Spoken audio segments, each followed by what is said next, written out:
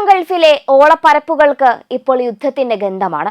ലോകത്തെ വിറപ്പിക്കുന്ന അമേരിക്കൻ നാവികസേനയുടെ അഭിമാനമായ USS എബ്രഹാം ലിങ്കൻ എന്ന പടുകൂറ്റൻ വിമാനവാഹിനി കപ്പൽ അറേബ്യൻ തീരങ്ങളിലേക്ക് അടുക്കുമ്പോൾ ലോകമുറ്റുനോക്കുന്നത് ഇറാനിലെ മിസൈൽ കേന്ദ്രങ്ങളിലേക്കാണ്. ഇറാന്റെ പക്കലുള്ള അത്യാധുനിക ആയുധങ്ങൾ, പ്രത്യേകിച്ച് അവരുടെ ഹൈപ്പർസോണിക് സാങ്കേതിക വിദ്യ പെന്റഗണിലെ ഉറക്കം കെടുത്തുന്നുണ്ട്. ഇത് വെറുമൊരു അധികാര വടംവലിയല്ല, മറിച്ച് നൂതന സാങ്കേതിക വിദ്യയും പരമ്പരാഗത സൈനിക കരുത്തും തമ്മിലുള്ള ഒരു കോസ്മിക് യുദ്ധം കൂടിയാണ്.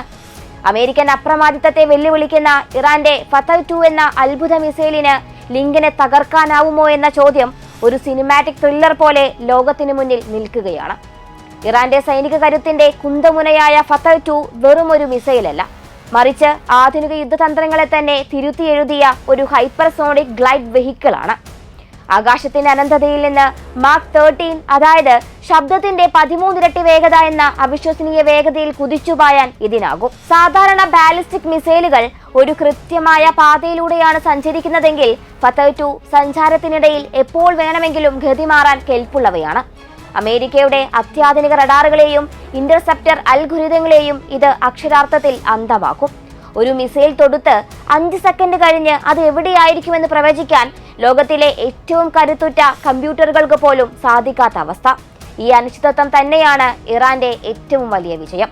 ഹൈപ്പർസോണിക് വേഗതയിൽ സഞ്ചരിക്കുമ്പോൾ മിസൈലിന് ചുറ്റുമുണ്ടാകുന്ന ഭൗതിക മാറ്റങ്ങൾ അമേരിക്കൻ നാവികസേനയ്ക്ക് വലിയൊരു വെല്ലുവിളിയാണ് സൃഷ്ടിക്കുക. മാക് 13 വേഗതയിൽ അന്തരീക്ഷത്തിലൂടെ തുളച്ചു കയറുമ്പോൾ ഉണ്ടാകുന്ന കഠിനമായ ഘർഷണം മിസൈലിന് ചുറ്റും പ്ലാസ്മയുടെ ഒരു കവചം തീർക്കും. അതിതാപനിലയിലുള്ള ഈ പ്ലാസ്മ പാളി റേഡിയോ തരംഗങ്ങളെ ആഗിരണം ചെയ്യുന്നതിനാൽ USS എബ്രഹാം ലിങ്കണിലെ റഡാർ സെൻസറുകൾക്ക് മിസൈലിനെ കൃത്യമായി കണ്ടെത്താൻ കഴിയാത്ത ബ്ലൈൻഡ് സ്പോട്ടുകൾ സൃഷ്ടിക്കപ്പെടും. അദൃശ്യമല്ലെങ്കിലും കണ്ടെത്തൽ വൈകുന്നത് പ്രതിരോധിക്കാൻ കിട്ടുന്ന സമയം മിനിറ്റുകളിൽ നിന്ന് വെറും സെക്കൻഡുകളായി കുറയ്ക്കും. കണ്ണടച്ചു തുറക്കുന്ന വേഗതയിൽ മരണം മുന്നിലെത്തുന്ന ഈ അവസ്ഥ ലിങ്കണിലെ നാവികർക്ക് വലിയൊരു സമ്മർദ്ദമാണ് നൽകുക. എന്നാൽ ഈ ഭീഷണിയെ ചെറുക്കാൻ അമേരിക്കയും സർവ്വസജ്ജമാണ്. അമേരിക്കൻ ആയുധപ്പുരയിലെ RIM-174 standard missile dual second ആണ് ഇതിനുള്ള പ്രധാന മറുപടി. ഹൈപ്പർസോണിക് മിസൈലുകളെ അതിന്റെ അവസാന ഘട്ടത്തിൽ തകർക്കാൻ ശേഷിയുള്ള ഏക കവചമാണിത്.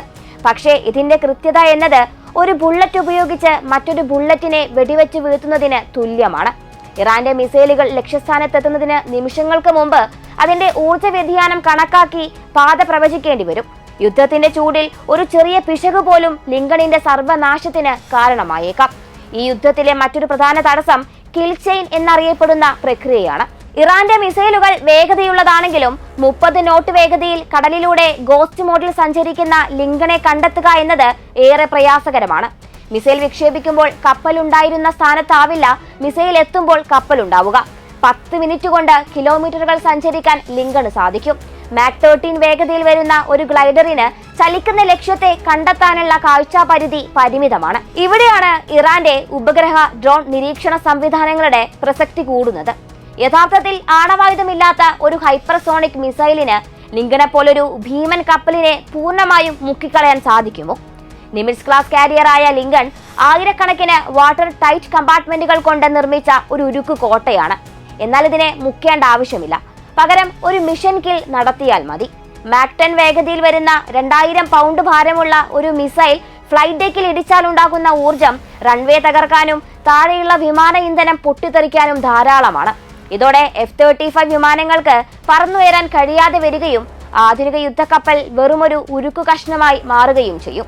എങ്കിലും പരസ്പരമുള്ള ഈ ഏറ്റുമുട്ടലിന് മുൻപ് ആദ്യം തന്നെ ഇലക്ട്രോണിക് യുദ്ധമുറകൾ നടക്കുമെന്നതാണ് മറ്റൊരു വസ്തുത. ലിങ്കണിലെ AN/SLQ-32 7SE WIP ബ്ലോക്ക് 3 എന്ന ഇലക്ട്രോണിക് വാർഫെയർ സിസ്റ്റം വരുന്ന മിസൈലിന്റെ സെൻസറുകളെ കരിച്ചു കളയാൻ കെൽപ്പുള്ള ഊർജ്ജരശ്മികൾ പ്രസരിപ്പിക്കും.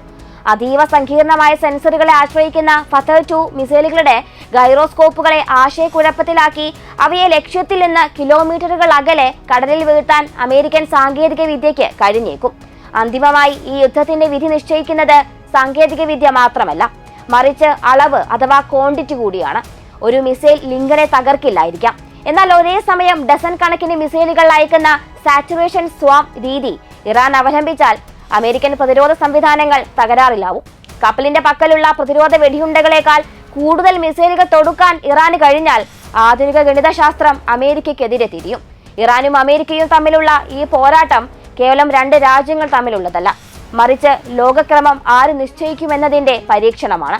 ഇറാന്റെ ഫതഹ് 2 പോലുള്ള ആയുധങ്ങൾ തെളിയിക്കുന്നത് അത്യാധുനിക സാങ്കേതിക വിദ്യ കൈവശമുള്ള ഒരു രാഷ്ട്രത്തിന് ലോകത്തിലെ ഏറ്റവും വലിയ അർമാഡയെപ്പോലും മുൾമുനയിൽ നിർത്താൻ കഴിയുമെന്നാണ്.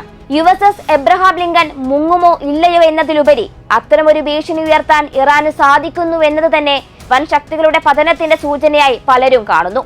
പശ്ചിമേഷ്യയുടെ ചക്രവാളത്തിൽ യുദ്ധത്തിന്റെ കാർമേഘങ്ങൾ ഉരുണ്ടുകൂടുമ്പോൾ ലോകം പ്രാർത്ഥിക്കുന്നത് ആയുധങ്ങളുടെ ഈ പരീക്ഷണം കടൽ ഭൂപടത്തിൽ തന്നെ അവസാനിക്കട്ടെ എന്നാണ്.